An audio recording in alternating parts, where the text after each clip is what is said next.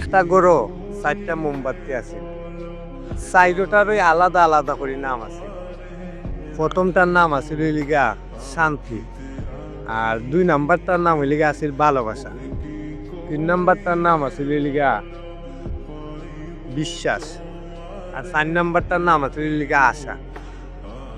প্রথমই তোমার শান্তি নামের মোমবাতিটা কতক্ষণ জ্বলতে জ্বলতে নিমে গেছে।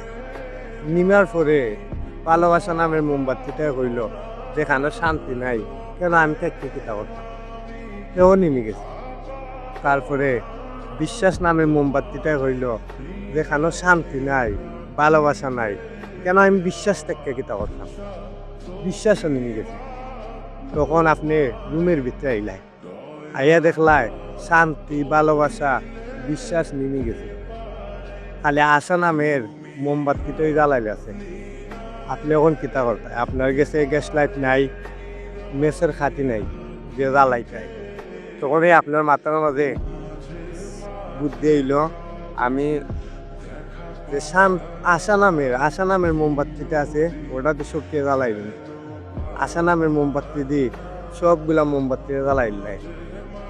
একটা কত এখান থেকে আমরা বুঝতে পারি সব কিছু শেষ হয়ে যাবে, যা আছে জীবনে সবটা শেষ হয়ে যাবে।